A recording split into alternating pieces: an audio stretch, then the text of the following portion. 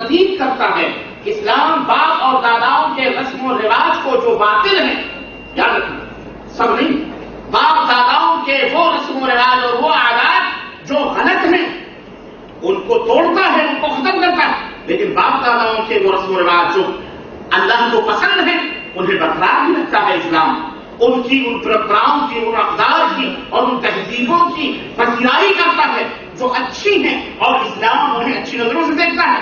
اسلام اس کو اپنانے کی دعوت بھی دیتا ہے. اس لیے میرے عزیزوں، میرے دوستوں اور بھائیوں سے عرض کرنے کا مطلب یہ ہے کہ اب میں انشاءاللہ تعالی آپ کو یہ بتلاؤں گا کہ ہم مسلمان کیوں، اور اس کا جواب مختصر انداز میں دوں گا تاکہ اور میرے ساتھ ساتھ چلیں. پوری پوائنٹ میں گفتگو کروں گا انشاءاللہ، وقت کم ہے، اور پھر اس کے بعد سوال و جواب میں پھر اثر کے بعد بھی حضرت مولانا مختار احمد صاحب مدنی دعویٰ سینٹر زبیر سے تشریف لائے ہیں، مولانا ابوالقاسم صاحب مدنی آپ کے حفظ الباقی سے تشریف لائے ہیں، اور انشاءاللہ تعالیٰ سوال و جواب ہوں گے، ان کی تقریریں ہوں گی، آپ حضرات سماعت کرو گے انشاءاللہ تعالیٰ. اللہ تعالیٰ ہماری اس مجلس کو قبول فرمائے اور ہمارے بیٹھنے کو قبول فرمائے، اور اللہ ہمارے گناہوں کو معاف فرمائے، اور اللہ ہمیں علم کی دولت سے مالا مال فرمائے، اور اسلام کی دعوت اور اس کی تبلیغ کرنے کی اللہ توفیق فرمائے. آمین یا رب العالمین. میرے عزیزوں، میرے دوستوں، اس کائنات کے ذرے ذرے پر اگر آپ نظر ڈالیں اور اس کائنات کی نعمتوں کو اگر آپ دیکھیں تو آپ کو بے شمار نعمتیں نظر آئیں گی.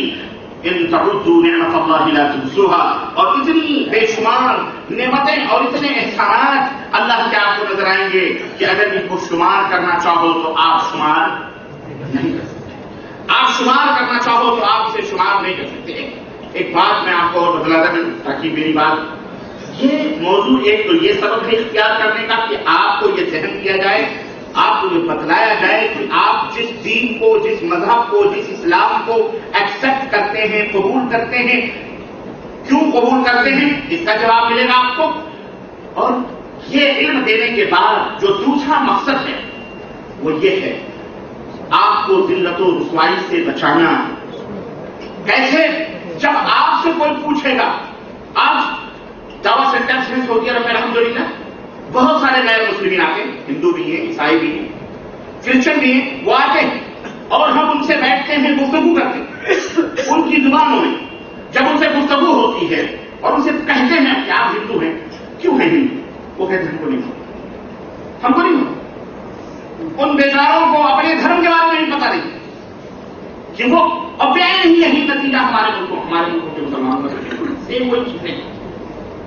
یہ اب اگر وہ یہ جانتے کہ یہ ہندو ہیں، انہیں اسلام سمجھانا بڑا آسان ہوتا ہے. کیوں؟ وہ علم رکھتے ہیں، وہ سوال کریں، اور اس کو پتہ ہی نہیں اپنے ہندو دھرم کے بارے میں، پھر آپ مسلمان کیوں ہو رہے ہیں؟ تو وہ بیچارہ کہتا ہے بس مسلمان ہو رہے ہیں، مسلمانوں کو دیکھا ہم نے 5 وقت کی نماز پڑھتے ہیں. آپ ہندوستان میں کیوں مسلمان نہیں ہوئے؟ جی وہاں ماحول نہیں ملا مسلمانوں، یا وہاں کے مسلمانوں میں یہاں کے مسلمانوں میں مجھے بہت فرق نظر آیا.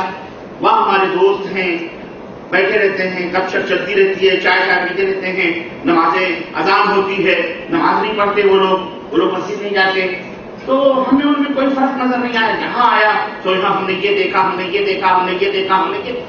ان عربوں کو دیکھ کر وہ محسوس کرتا ہے کہ اسلام، یہ اسلام اچھا ہے. ہمارے ملکوں کے اندر جو لوگ ہیں ان کو دیکھ کر وہ کہتے ہیں کون سا اسلام، اور حقیقت نہیں.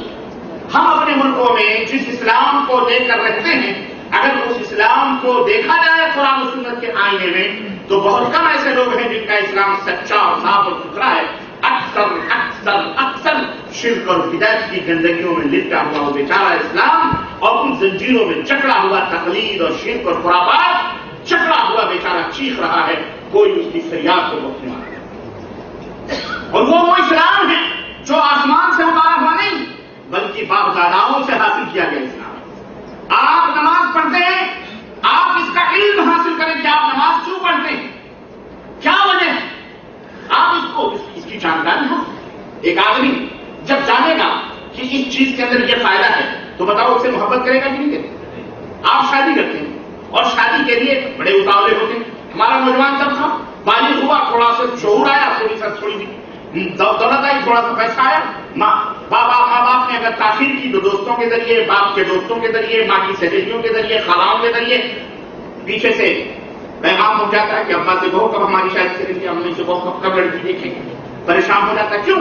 वो देखता है कि शादी में बड़े फायदे हैं। शादी करेंगे तो कपड़ा नहीं धुलना पड़ेगा, शादी करेंगे प्रेस के हुए कपड़े मिलेंगे, शादी करेंगे तो खाना पका हुआ मिलेगा, शादी करेंगे बीवी पाँव दबाएगी, बच्चे होंगे, शादी करेंगे आराम ही आराम है, आराम ही आराम है। जहां अपनी शहवतों की आग बुझेगी वहीं पर अपना दुनिया का भी फायदा है। शादी करेंगे तो मोतबर बन जाएंगे, शादी करेंगे तो लोग हमारी इज्जत करेंगे, शादी करेंगे तो हमारे कंधों में भी बच्चे खेलेंगे, शादी करेंगे तो हम ज़िना से बच जाएंगे। खैर ये मामला तो बहुत कम लोग सोचते हैं कि शादी करेंगे तो हम बुराइयों से बच जाएंगे।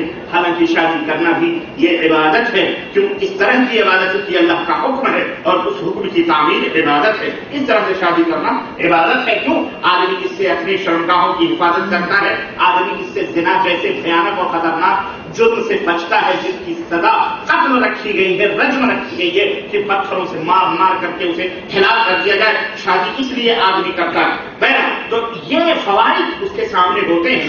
किसी से भी आप पूछ रहे हैं आपने शादी क्यों की, तो एक नहीं वो सैकड़ों फवाइद बता देगा।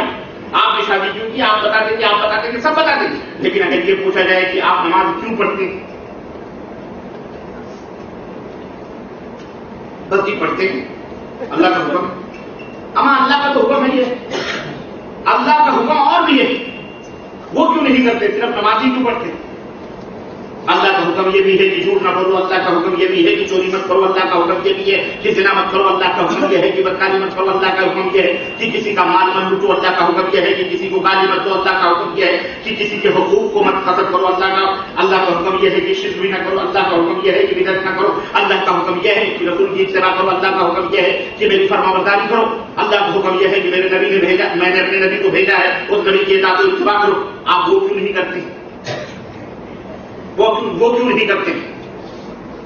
आप झूठ बोलना क्यों नहीं छोड़ते? आप चोरी करना, नमाज पढ़ेगा, नमाज पढ़ते हैं, चलो एक तक, लेकिन नमाज पढ़ते भी हैं, चोरी भी करते हैं, झूठ भी बोलते हैं, ग़ीबत भी करते हैं, चुगली भी करते हैं, सूद भी खाते हैं, हराम भी खाते हैं, लोगों का माल भी गसब करते हैं, थप्पड़ भी मारते हैं, बुराइयां भी करते हैं, बहुत सारी बातें इसके अंदर। इल्ला मा रहम अल्लाह, इस्लाम ने किसी भी चीज को अधूरा नहीं छोड़ा। जिन जिन बातों का हुक्म दिया है अल्लाह ने उसके पीछे कोई ना कोई फायदा रखा है। वो फायदा क्या है? आप वजू बनाते हैं, क्यों बनाते हैं? आप कहोगे अल्लाह का हुक्म, अल्लाह का हुक्म तो है, लेकिन क्या अल्लाह ने ये नहीं बताया कि वजू बनाने का मकसद क्या है? रसूल ने ये नहीं बताया कि वजू के फायदे क्या है? अल्लाह बतलाए हैं। तू ही नादान से मुकरियों पर खनाफ कर गया, वरना गुलशन में चाप किए दामा भी है। इस्लाम ने हर एक की मसलहतों को बतलाया है। अल्हम्दुलिल्लाह। आप मुसलमान क्यों होते हैं ये भी मौजूद है इस्लाम के अंदर, अल्लाह ने इसको बतलाया है। लेकिन मुसलमानों सुनो, कान खोल करके सुनो और होश के ना सुनो। अल्लाह की कसम, इन्नल्लाह ला यंजुरु इला सुवरिकुम वला इला अमवालिकुम बल यंजुरु इला कुलूबिकुम व अअमालिकुम। अल्लाह तुम्हारी शक्ल सूरतों को देखकर तुम्हें अपनी रहमतें नहीं देगा। तुम्हारी शक्ल सूरतों के ऊपर तुम मिस्कीन बन जाओ, चिफड़े बन गए, घूमो और कह दो अल्लाह हमें दे दे, ऐसे नहीं देता। अगर तुम मोमिन हो, अल्लाह तुम्हारी शक्ल सूरतों को नहीं देखता और ना ही तुम्हारे माल दौलत को देखता है। सूरत बनाने वाला वही है।